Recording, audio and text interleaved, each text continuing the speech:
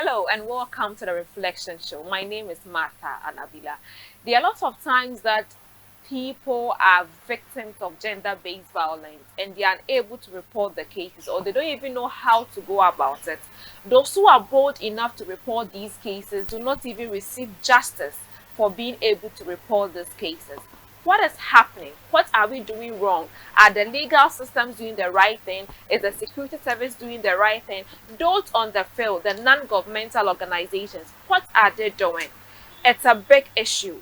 How do we encourage more young people to report these cases if we are not able to give them the right avenues to seek for justice? Today, we'll be looking at gender and hopefully sexual-based violence, everything put together, and how these people can seek for justice and the right way and approaches to go about it. I'll be speaking with two amazing women who have been in this field for a long time, and they will tell us the real situation on the ground, how the chiefs and the pastors and imams and the politicians are invading the justice system, and how we ourselves as parents especially can look beyond that, especially when they want to offer us money, and really seek for justice for our words or our children. Let's go for a break. When we are back, we delve straight into the discussion. Stay tuned.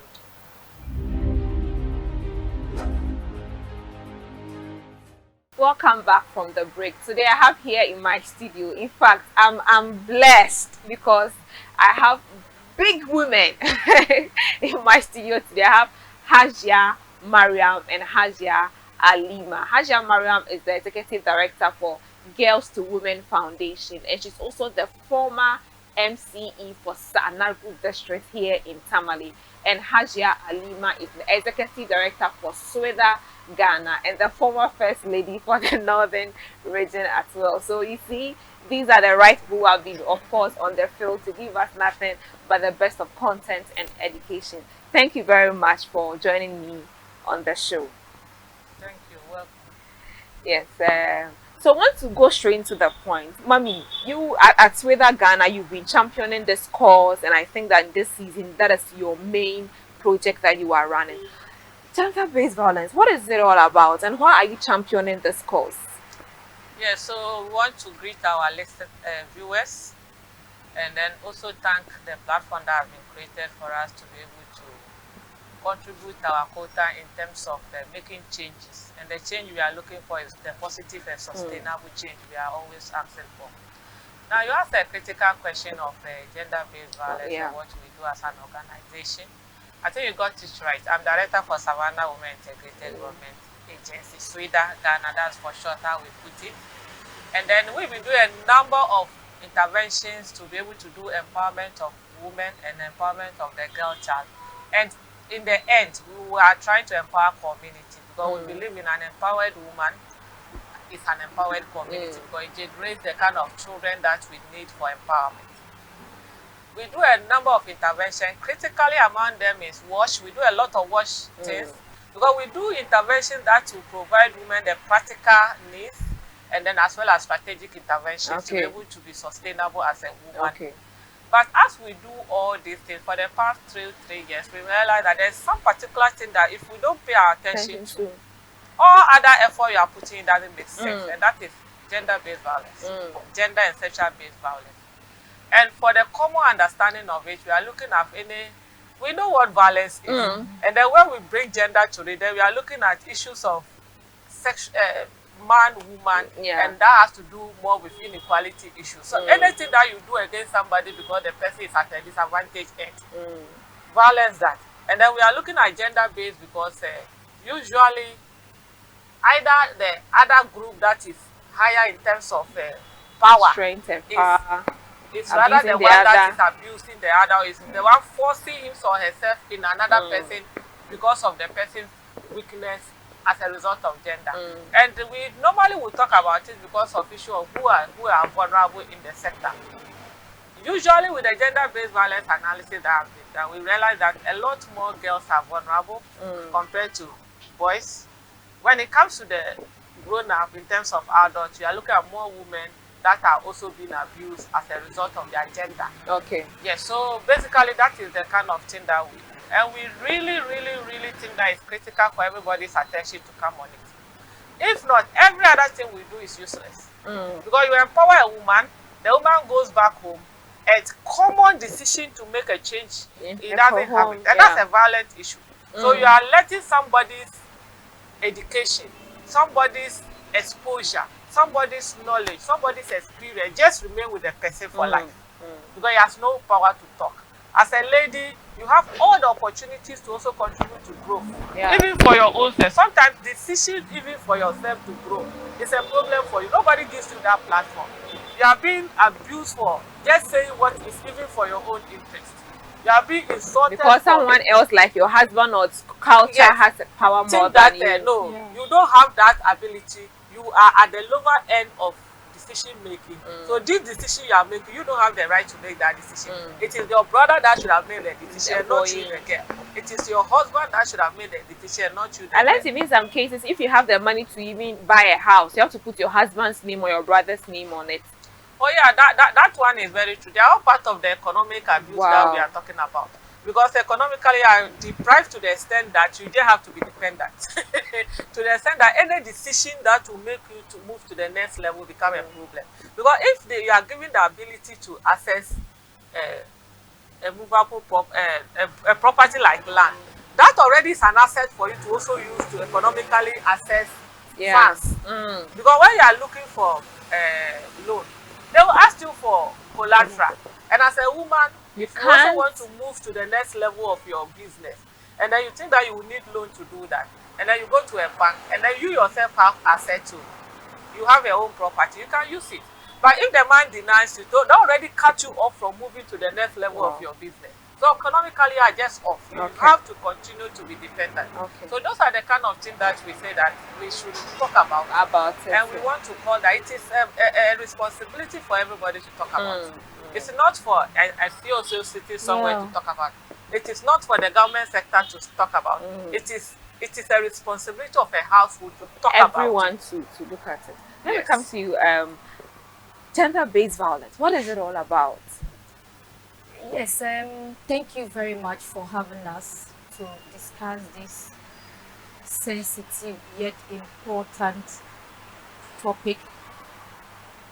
For us at Girls to Women Foundation, what we are seeking to achieve is a healthy society in which there are absolutely no limitation to the potentials of girls and women. We seek to do this through a holistic approach, empowering girls and women through education, empowering girls and women through health, because we believe health is wealth. No matter how empowered a woman or a girl is, if she's not in good health, she cannot achieve anything for herself, for her community, and even for her nuclear family. Empowering girls and women through economic development and leadership. These are the key thematic areas Girls to Women Foundation looks at in achieving gender equality and women's empowerment in our society. Closely linked to gender equality and women's empowerment is what Hajia has spoken about, which is the gender-based violence. It is a phenomenon that is deeply rooted to gender inequality. Although gender-based violence is experienced by both men and women, but girls and women are the majority of victims when you talk about what are we not doing right? What are we not doing right? When you look at our cultural settings, the patriarchy system, the stereotypes, the prejudice, the biases in the system predisposes us as women and girls to gender-based violence. You see, the legal systems of Ghana has psyched the people to believe that man is always in charge of everything. That is the patriarchy system. And so they are tempted to exhibit that power in every aspect of life. That is by ensuring that women listen to them irrespective of whether it's good or bad, because he's the head of the family. Can we ever change that system as a country? Can we ever change that system as a region? Religiously, that same problem is there. The Quran, the Bible teaches us women to be submissive to our husbands. Please get me right. Submissive to our husbands, not submissive to men. So when a man is a husband, is in his home, everywhere he goes, he tends to feel that he should be submitted. He should be superior over a woman, or a woman should be submissive to him. So he tends to treat you wrongly, and by so doing, it might lead to physical, emotional, psychological violence. And so, to talk of what we are not doing right, one cannot point it to one thing. It's diverse. We need to look at it from all angles of life. Our religious leaders need to help us with the way they preach in our churches and in our mosques, although we are submissive to them. But when you look at the Quran, chapter 4, Surah Nisa, it's dedicated to women. It's dedicated to women. But our religious leaders are not portraying it during their sermons. So they need to help us.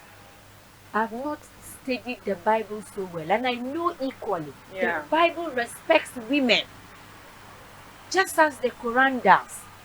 So why can't they change their ways of preaching to reflect what the holy books are teaching us? But what do you see? When the man beats the wife, you have no right to talk about it. When it gets to the religious leader, he will advise you not to even talk about it.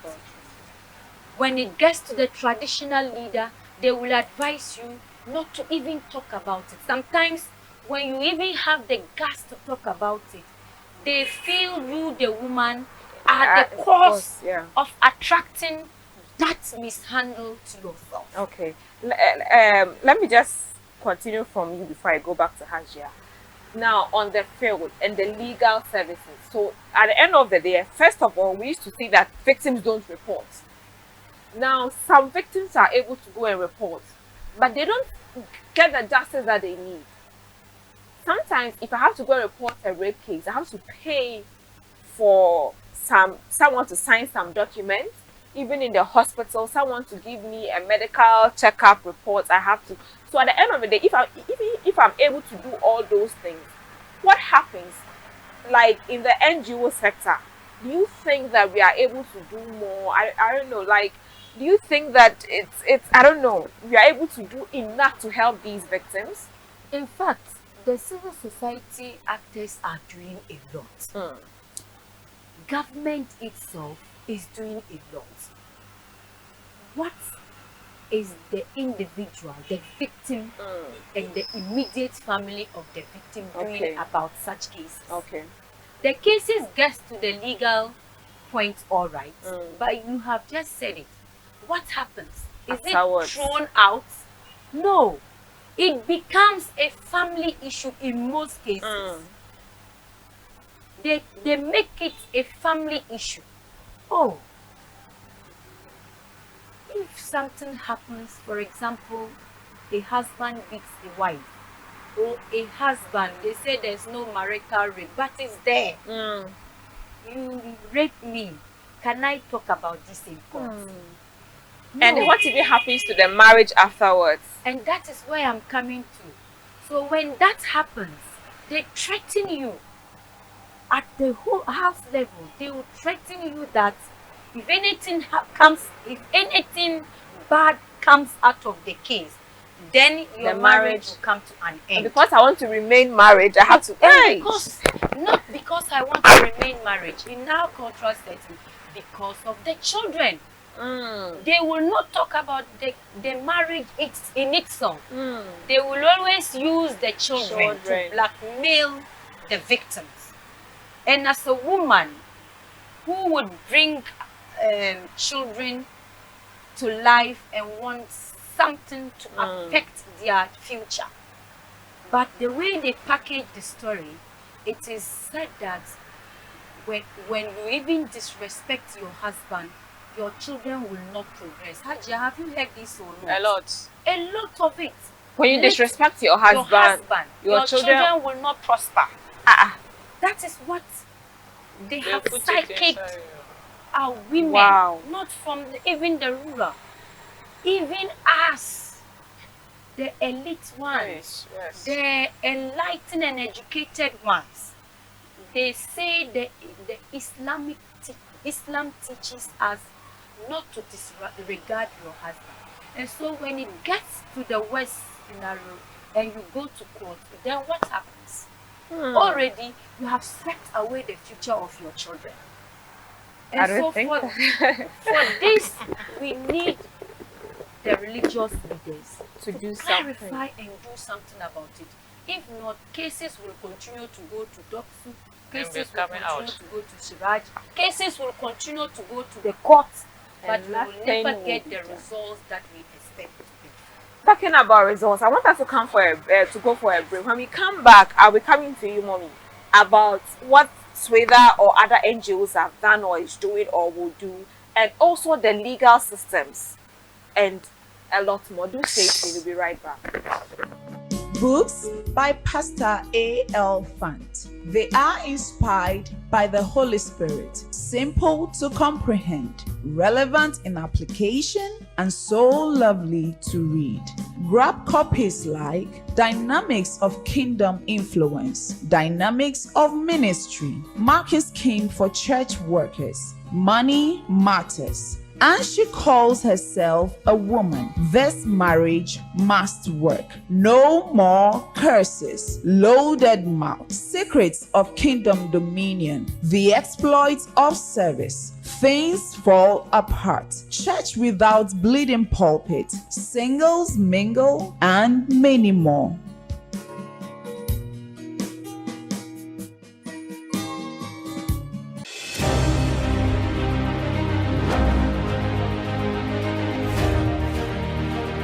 Welcome back from the break. We are still looking at gender-based violence, how the cultural perspective has played a role for people not seeking justice. Mommy, what is Swetha doing? What will you do? And the legal systems. Let's look at the courts, or maybe come to so just take us through what you've seen, what you've heard, and how the things that is happening. Yeah, that's true. Thank you again. But I just want to come also in before I enter the front. What are we not doing right? I think I'm very particular about that question. In the sense that from experience, we realize that the pretense in the system is to the maximum. Everybody at every level is pretending that it's normal. Wow. No, it is not normal. Things are really, really that bad and not normal. And we are all pretending that in our homes it's not there. We are all pretending that it is somebody, it is not me. We are not doing that right. We are also not doing listening right. We don't listen. We are not listening to victims when they really bring issues. Like she said, as a parent, are you listening to your child when your child is engaging you that this is what I'm going through, whether even at school level or by a neighbor, by somebody that you trust? This person is doing me this thing. Are you listening to the person? We are not doing that right. I'm in school. I have issues. I come home. Are you ready to listen to me? I'm in school. I'm a school authority. Am I listening? Am I being deliberate about looking out for the girls? Am I being passionate about what I do? We are not doing those things right. And that is really, really demotivating reporting. It's demotivating enough to the extent that people are keeping things and people are not growing. People are living with fear and panic in them. That is what is happening. We are not doing those things right. We are not doing right to the extent that as religious people, we are pretending that all is well. As friends to our children's parents, we are pretending to protecting them, meanwhile we are not. These are issues that we need to be deliberately talking about. And the important thing I want to talk about, why we are not angry enough as As a people, or people who are fighting for the right we need cause. to be really very angry. Usually when I'm in a platform and I'm talking, when I come, people say, "You are very angry." I'm really very angry when I talk about it. And I want everybody needs to be angry when you talk about sexual-based violence, especially. Until it touches you. Until you watch, for this past 2 weeks, I don't know for what reasons, all the films I watch is on sexual-based violence. And then you see what girls go through. True, yeah. You see where they think that I have hope on this person must listen to me. And the person is not listening. And then you sit down. Then you see pain in you. If you ever go to the alternative, the court here, and you sit there, I think they sit on Wednesdays. Oh, okay. So you can just walk in and listen to. And you hear what is happening in terms of how incest is increasing in the north. Yeah. Wow. You marvel why we are not angry enough. I think I should one day just sit in and Yes. see how it is. And all this is economic poverty. Yes. People die and leave their daughters. And people that are supposed to take over those children Are sleeping with are them. sleeping with them and very proud of it. And threatening their mothers because you know that this woman cannot move out of this house to go and rent a house. She might just remain here. And like she said, then they use their children to blackmail you to the highest level. Wow. So we are not angry. We are really not doing that thing right. We need to be very angry with the system. The system is cover up. The cover up is really too much. And a lot of us are using religion to cover up our behaviors. We are using support to cover up. Until you get to a secondary school, I was bringing a lot of pieces of papers of secondary school children, what they wrote for us when we were there. And I don't know when I got The anonymous staff. I've done some before. Don't write your name. Just write a question on the things you've experienced. You will be very angry that it is not well. All is not well. And it is, we are happy that we are providing a platform to talk about it. Now, coming to your question. As an organization, like I said, we have been in this game almost 15, 16 years. Wow. We've been doing a lot more of economic empowerment. We do a lot of leadership with women. But at the end of the day, for the past 3-4 years, we said no. We have to get women into strategic leadership positions to make decisions for themselves and protect their girls. We have to also be very strategic in talking about gender and sexual-based violence. If not, we will empower these women. They go home. Nothing is working And they for can't them. They can only use their empowerment knowledge when they come out. But when they go inside, I remember when this issue of this gospel singer in Nigeria who passed on, and a lot of people were talking about it, and there was a story on Tell It Moms, and the woman was like, she's going through the same thing that woman is going through, and people are like, why don't they leave? And I asked the question, are you sure that if someone should come to you or us or even me, use yourself as an example, and tell you that I'm going through ABC in my marriage, I want to come and stay in your house for even a week just to work, are you going to give them that listening, or just give me hundreds just to rent a hotel tonight so that I can escape my husband's beatings? Are you sure you won't go and start insulting them on social media? From where I sit as a politician's wife, what I hear. From where I sit as a mother, what I hear, both children that I've raised and then my foster kids. From where I sit as a CSO head, what I hear, you just need to be angry. You see the girls moving, they are just moving. But inside the girls are a lot more issues that nobody is listening to. I ever sat down with two of my girls, and what they told me they go through, it surprised me. Yeah. But every morning we get up, we laugh, we go. We get up, we laugh, we go. Both in school, what they go through. Sometimes the lies they will even use on you as a lady. Sometimes you don't even know what is happening. But you just have somebody who is interested in you. Somebody just go and concoct a story for you about your sexual life that you don't even know about. They are moving with all those stories and moving, and nobody is listening to them. That's a psychological effect. It has, they are not able to really grow the way they want to grow because of a lot of limitation. Now, as an organization, like I said, we've been very strategic in talking about sexual-based violence. To the extent that we are doing radio programs, we talk about it. We do a lot of social media handles, just talking about it. We are even now going to roll out what we call a radio drama on sexual-based violence to make sure that we are just contributing to raise discussion on that one. Now, after doing all this, you expect that because these things are happening, people should be reporting so that at the end of the day, we will get the numbers reduced. He just finished everything in terms of what is happening in the system.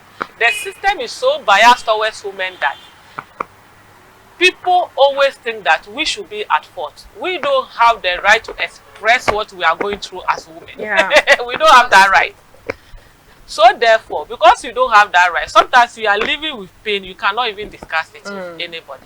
Now, if you are even bold to come out, if you are bold, you've come out and then you've reported. Now, the system, the last time we brought Mr. Ulochoto a whole program for 1 hour, we were discussing. First, we brought her to train some of our young advocates on what to do. Then second, we brought her to a radio program, gave her a whole 1 hour to discuss what it means. Why are the reporting issues not coming? He said the legal system there is no prosecution, there is no complainant. I don't know whether you get it. So I've been looking for them to ask them this question. We hear stories that people even want to bribe them, they take some bribe. Are they really happening? Are they really happening? So when she talked, I then sat that in the office, I was saying that, you see, sometimes until we listen to another side of the story, you have only one way. One-sided story. That there is no legal, you can't proceed. If somebody comes to report to you that I have sexually been abused, then you give the statement, the person gives statement, then you start the process. Then the person is supposed to come tomorrow, she didn't come. Tomorrow next, she didn't come. She has not gone to tell the public that she hasn't gone. But the public has said that because she went to the police must continue the case. When she has no case to continue, because the person that is laying the complaint is supposed to be part of the investigation, give evidence, the person is not coming. What do you do? You can't proceed. No, what do you do in this case? Then, or you are there, then the person go and call a very big malam, or even your own church pastor. And then he gives you the implication of you pushing that agenda.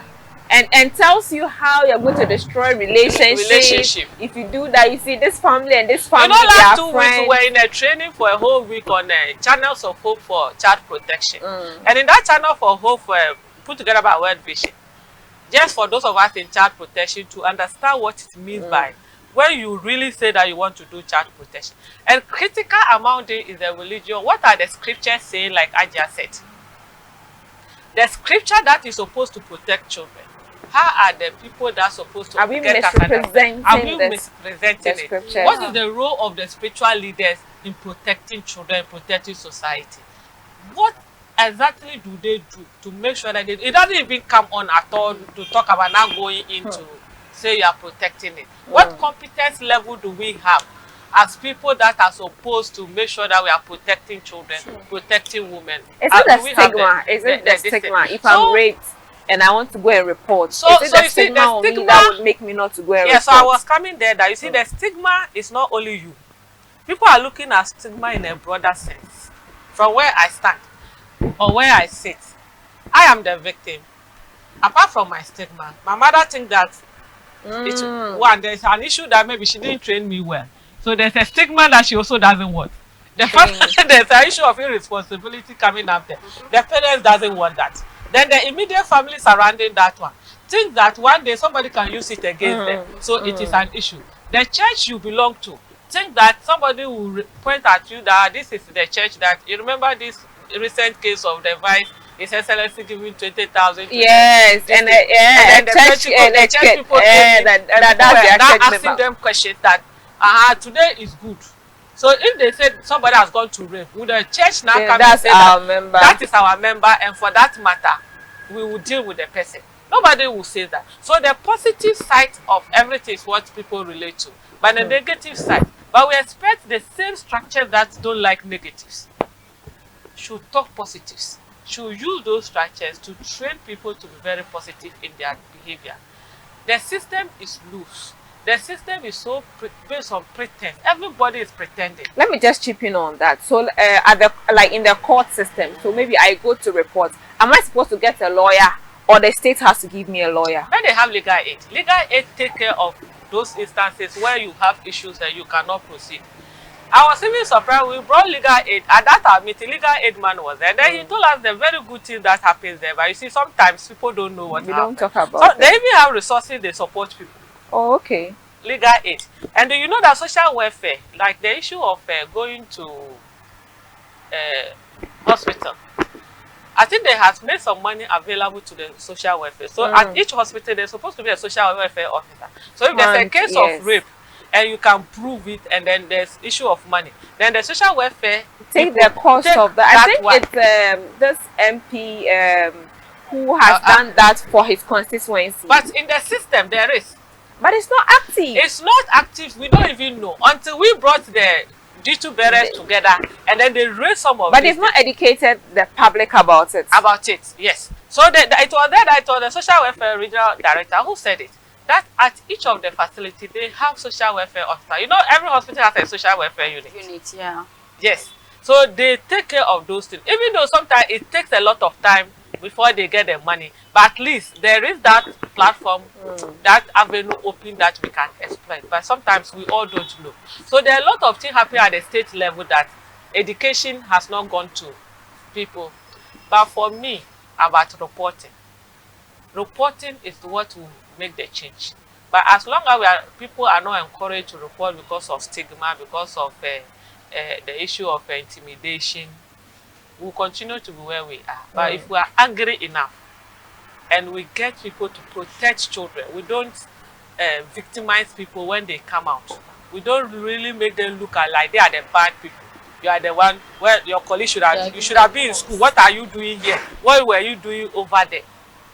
So every time you are at fault, until we reach a stage where we are angry enough to say that no, nobody is at fault. That lady girl has the right to pass where she passed. She has that right to move, free movement. She has the right to. There are some places in Tamale they say you don't pass there at 9 because you are a girl. You are a girl. Then we need to do all this and be angry enough and say no, people's rights must be respected. As you think that you have the right to abuse somebody because she has not dressed well. That is the person people who do that sometimes they think that's their right. I want to teach her a lesson. Yeah. I will teach her a lesson. Next time you dress well.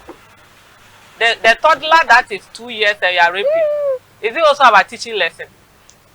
So our issues about sexual-based violence and then the general violence, domestic, that we talk about is so annoying until it touch you direct, until your own sister, yourself, have it. That is where you know that police is very important. You know, sometimes we accuse police that they don't do well. Let me come back to you. Let's take it systematically.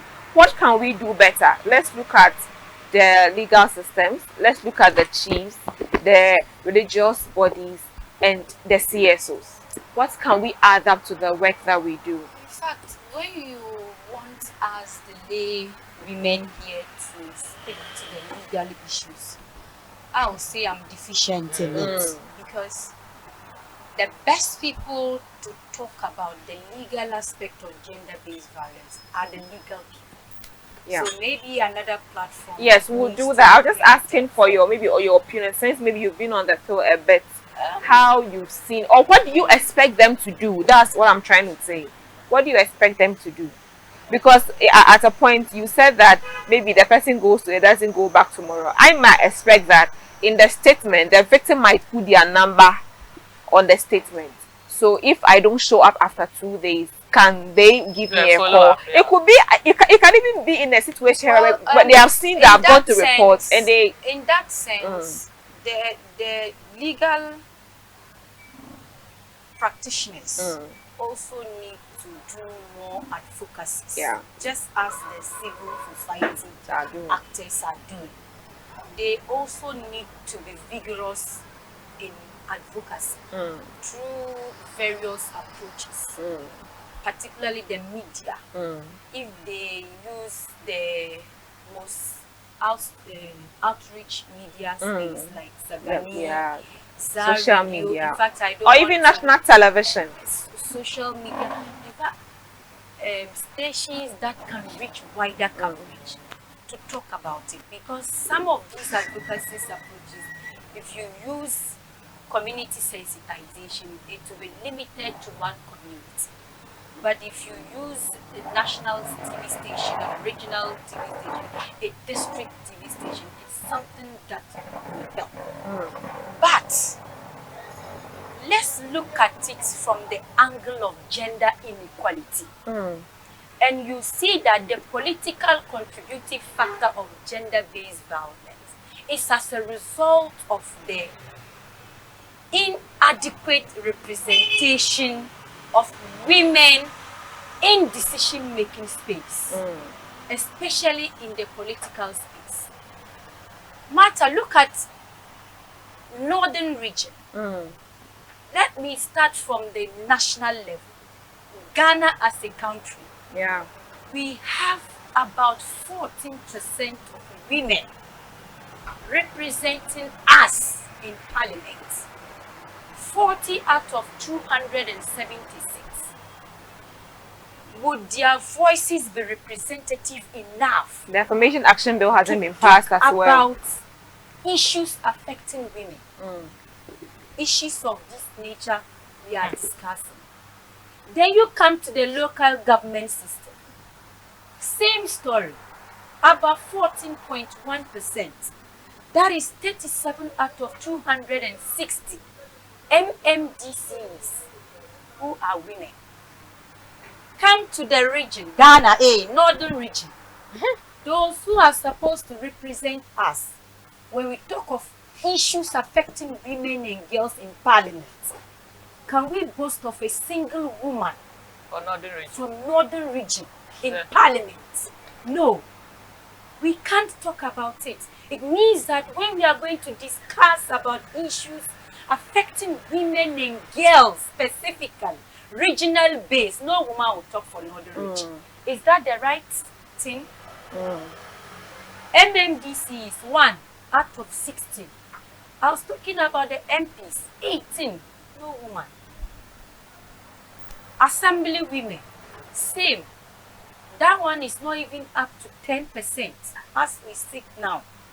In Ghana, about 9% of female represented nationwide. 9%. 9%.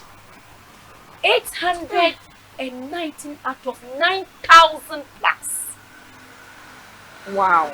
in Ghana. And we are talking about issues affecting women. Yet the women who are supposed to be at the forefront are not well represented. So some of these issues needs to be looked at from the leadership angle, like Hadia mentioned.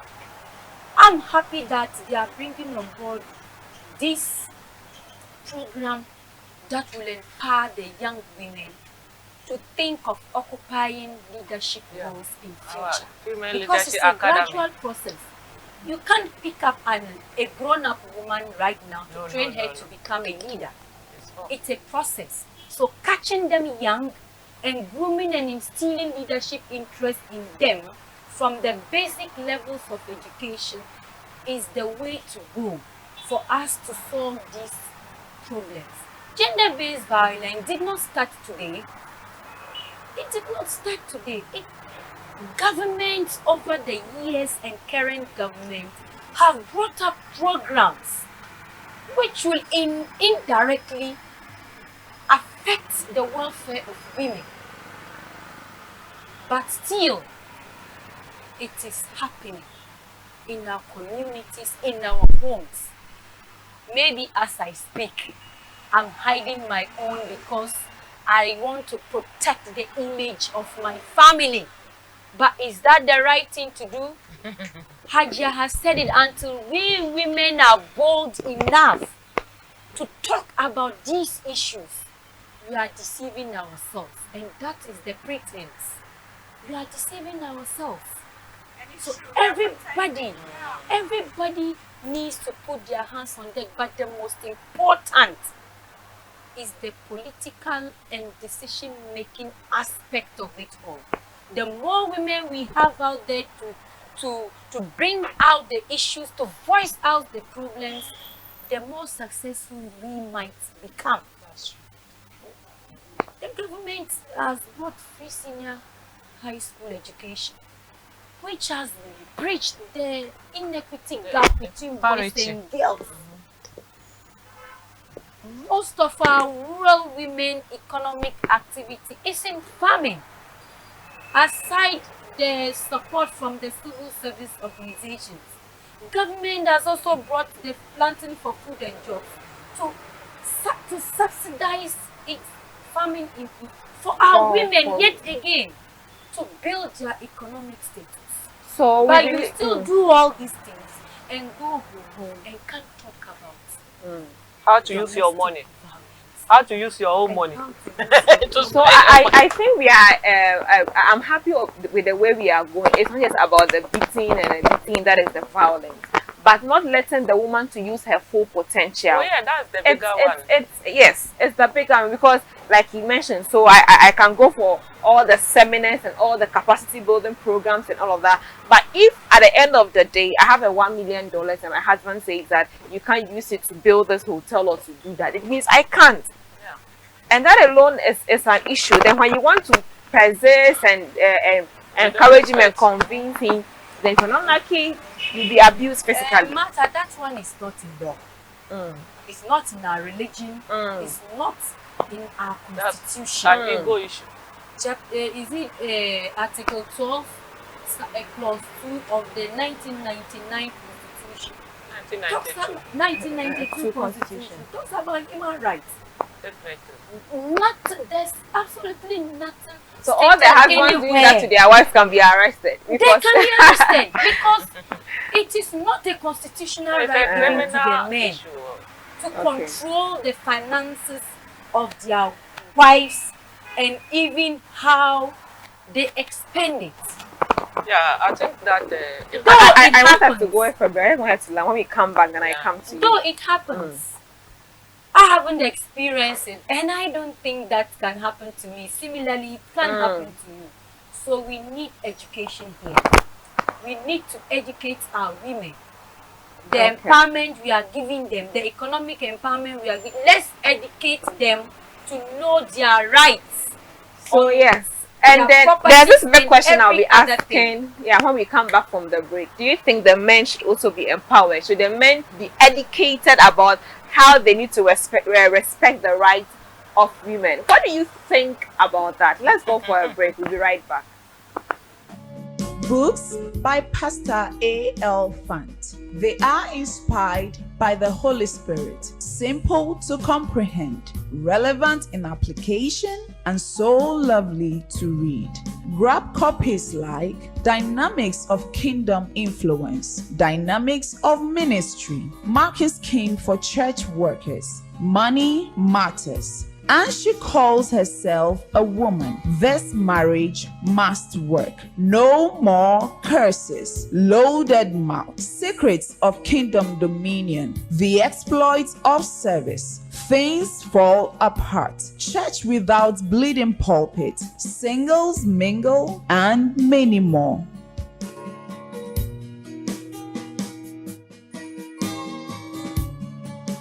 Welcome back from the break. We are looking at everything gender-based violence, financially, emotionally, mentally, psychologically, in every aspect. I put up a post on Facebook and I had this very amazing comment I want to read. And then it says that, from my experience, when you are seeking justice for victims of gender-based violence, they always pull out at the last minute.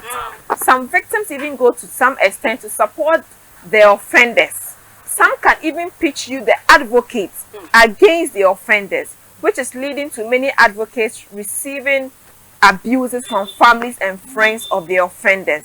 How do we make sure victims of sexual based violence and other violence do not suddenly want to drop their cases? And this is from Bernard Jabitok. I hope I got the same name correct on Facebook. So I'm just thinking, how possible could that be that you report, or they come to Sweden, they come to Girls Women Foundation, you are following up, you give them money for the test, for everything, you are even giving them TNT to come to the court. At the end of the day, they come to you and say that, Hajia, I think that it's okay. Let's drop the case. The one who raped me is my auntie, sister's cousin, family member, and then our imam or pastor said you should let it go. That's what we just said. I think we've just emphasized on reasons why people will not report, and even if they report, they will withdraw. It all has to do with the fact that at the end of the day, the person is reporting and he's not getting societal family support. Because this is a fight the person alone cannot fight. He can't fight it alone. Because even if you are fighting, you have reported, but you are staying in a house. And in that house, you are staying with your mother, your father. Somebody is talking to your mother. Your mother is also being talked by somebody. So the chain of and they even blame the mother. So if you're a girl, they say that why can't your mother control you to drop the case? Well, you know, I earlier said that. So the woman, because of all this control and the stigma of even being told that you didn't even train your daughter well, she will not also even encourage the daughter to go there. So it's a complex issue that, but I believe that if we are very angry enough and we assume that it could have happened to any of my own or my own child or myself, then we will not allow people to be dropping. So like she said, the CSOs do so much. Sometimes we follow up to the extent. There are some CSOs that even in their homes, they can't stay there. Wow. Every day you are getting a badge of people coming to talk to you. You see this case that you are pursuing, it is not good. Yes. You see, you have to do that. And then before you realize, somebody that you are also like respect so much, they go and touch that person to come and touch you.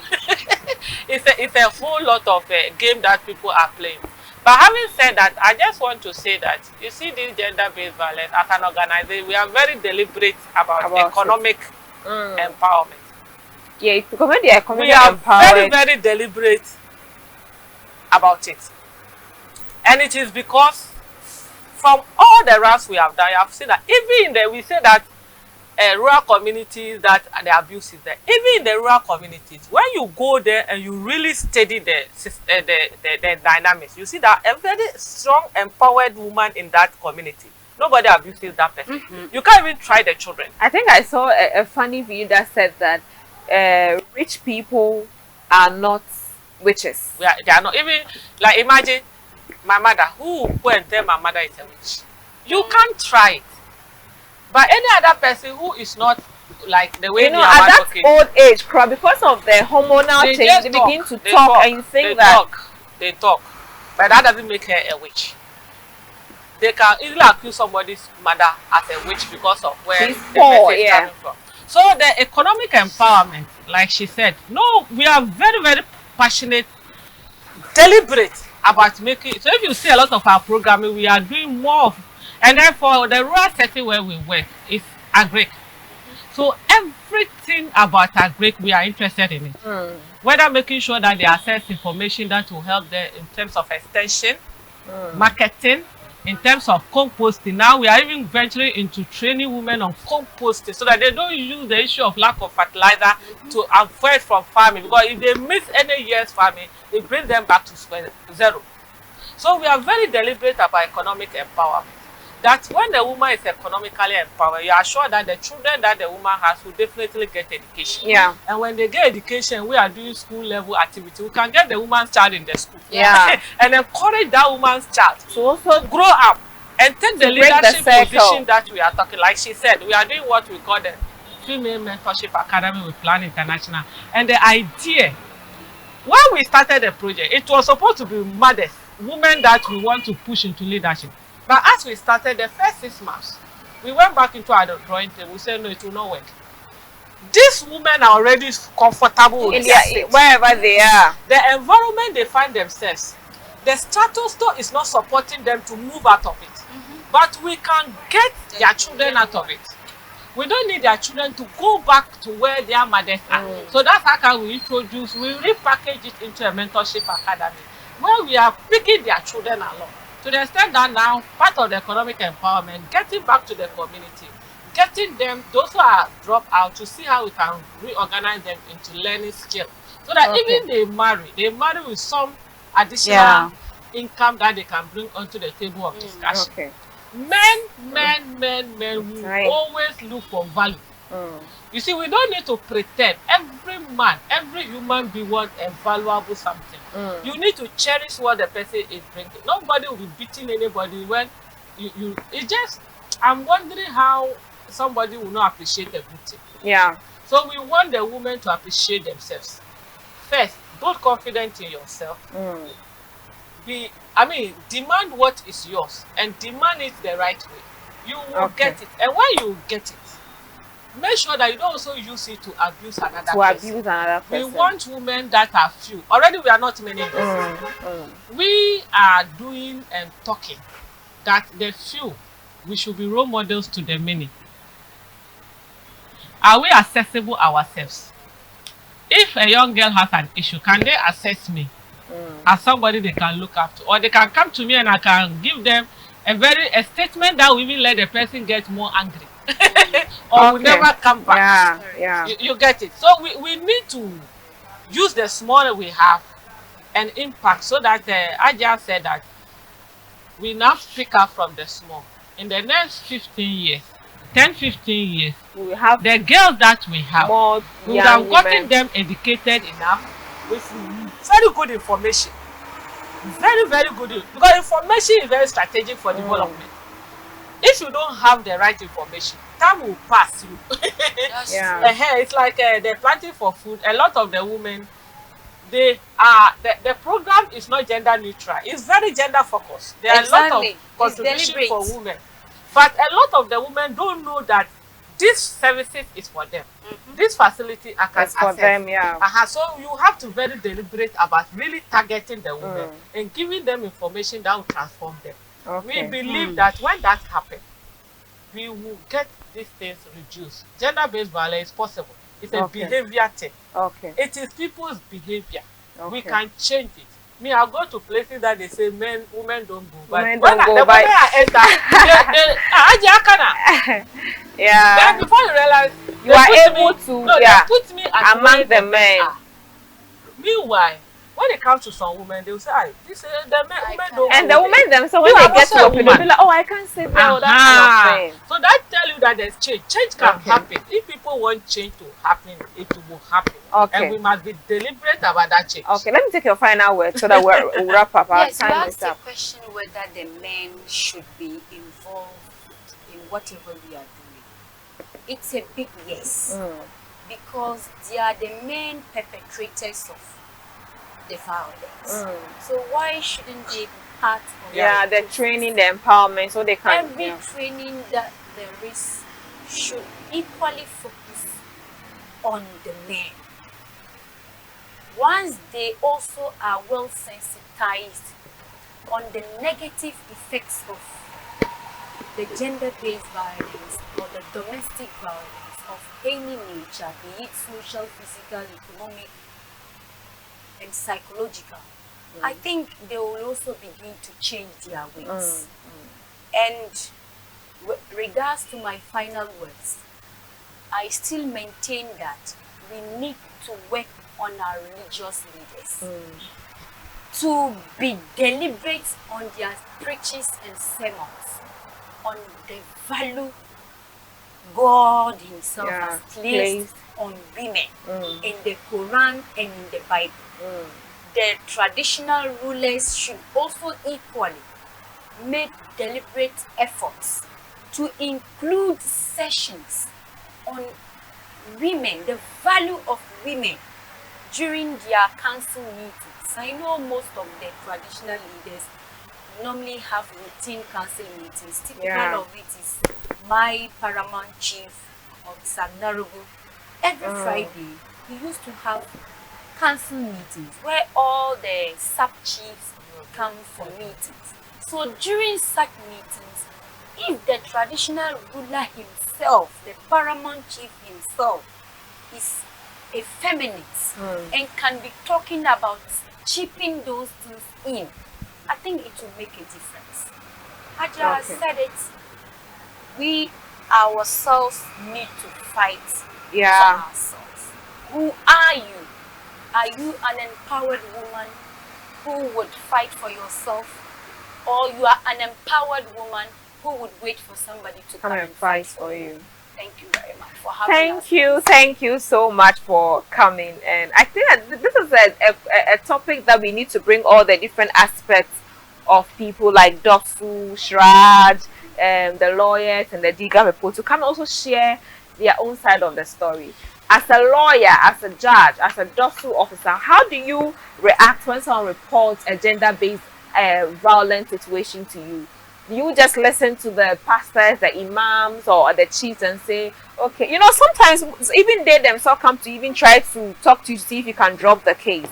But we believe that we are in a different era where that is really going to drastically reduce. I was speaking with Hajia Lima and Hajia Mariam. Hajia Mariam is the executive director for Girls to Women Foundation and also the former MCE for Sanargu District here in Tamale. And Hajia Lima is the executive director for Sweda Ghana and also the former first lady for the northern region. They are very amazing women who are doing great things here in the northern zone, like including all the other sectors of the northern regions and even beyond. So you can get in touch with them, Girls to Women Foundation on Facebook especially, and they'll give you the best kind of counseling or mentorship that they need. Sweda Ghana is doing the Female Leadership Academy. So especially if you are in any of the universities around the northern region, it will be easier for them to probe you into that project. Thank you very much for watching the Reflection Show. My name is Martha Anabila. My hair and makeup is by Indeb's